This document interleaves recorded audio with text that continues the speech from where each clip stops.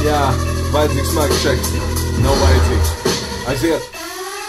Ar savu stilu, es kaut dzila pila, ar vārdiem to nesprast prātiem, kas ir sekli, visi rapi, ko es veidoju, dzējoju tādus stāstus ar vārdu klāstu kā kalnu, tik vajag spaudu un ar savu galvu radu rīmes kā dievu zīmes, kā zīpens, kas triecas cauri, sapis tavu pauri, un tad atskan lauri man par godu, jo godu ādi nāk ārā, teksti tādi, visi tie āksti, pārāk prasti, bet mani fakti, kā braucu pār zaķi lirikās.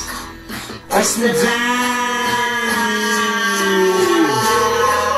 dzīvs, kas ļoti dažreiz debils, kad pat negribas klausīties, bet nevar atteikties no mūslas, ko es gūstu, jo ritmu jūtu, vārds ārā plūtu un visus virs sūtu, pretinieku zemē gūtu. Esmu kā būta, kas brīdinājumu sūta, un es sūda man nav vēl, kad ar gaili es spārdu, jo nedraudzējies ar prātu, tā es visu stāstu, pa punktiem ārā klāstu, kā lāstu es bārstu, neuzskat mani par ākstu, jo esmu dzīvs un brīvs kā putnu, saku, ko gribu, jo zinu, neviens neturēs, manas rīmas prātā paturēs, jo esmu dzīvs.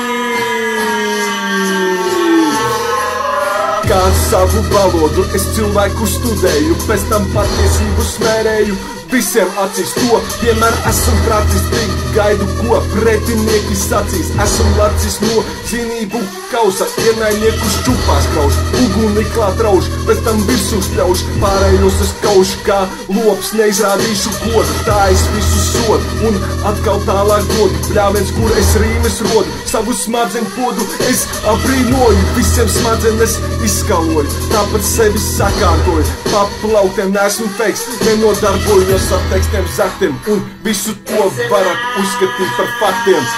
Jā.